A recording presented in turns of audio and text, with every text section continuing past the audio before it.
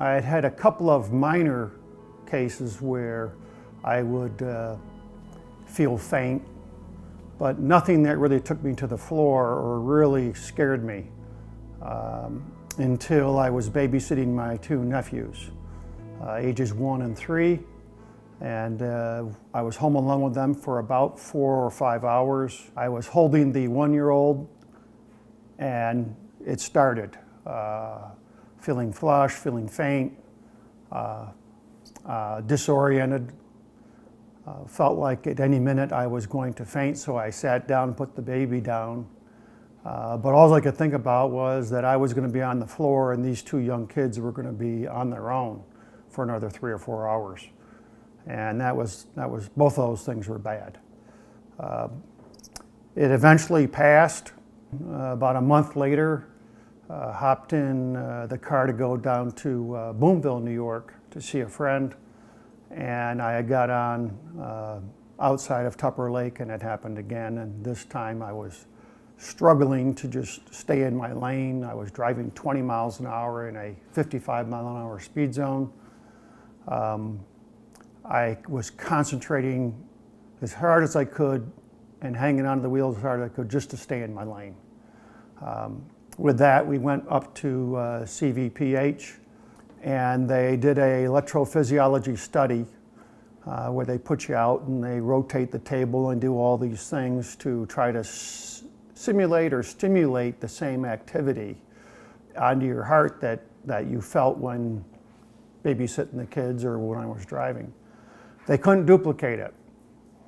So they inserted a loop recorder, which is about the size of a pack of gum. It goes underneath the skin. There's a little slit here, and it would insert, and the wires went directly into the heart. And that would record all activities. So then I only had that on for probably a week. And I felt another incident happen, and I went back.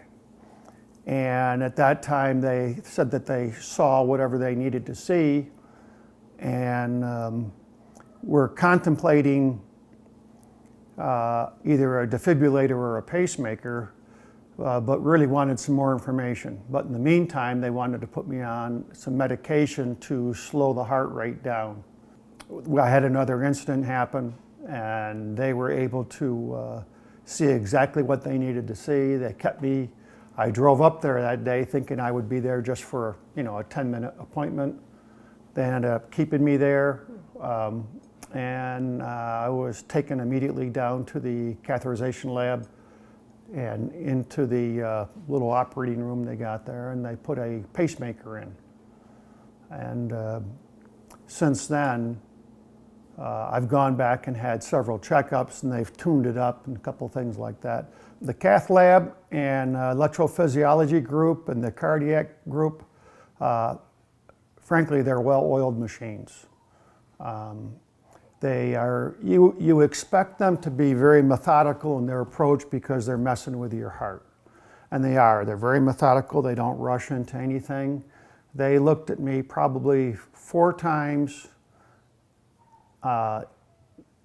Very involved in the cath lab before 3 or 4 times before they put the pacemaker in. But you would expect that.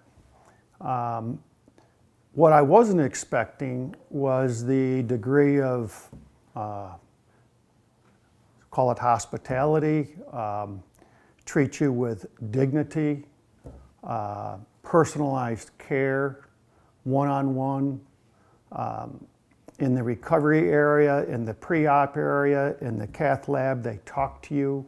Their care, their questions, their expertise, and then the follow-up care was outstanding. That's the patient, but they're also keeping in touch with your spouse or your family members. They're just down the hall and around the corner. I think everybody's had an experience where they've had a doctor perhaps hear part of what you got to say and then interrupt you and make a diagnosis or go off on a... They then sat there. Each time Dr. Sophie came in, he sat down in a chair across the room from me, didn't seem to be in a hurry. and asked me what was going on. Tell me everything. And I felt at ease telling him for whatever time it took, all the little things so that he could put the pieces of the puzzle together and make a decision as to what needed to happen. That, I think, was significantly different than some of the experiences I had a year or two before. I haven't had anything like what I had before as far as incidents, and I feel confident that when I hop in the car, I'll make it wherever I'm going to get. My wife is relieved that I can be home alone, and she's not worried about whether I'm going to be fainting and falling on the floor and hitting my head. While we're proud of our quality of care, we know it's more about quality of life. The CVPH Heart Center.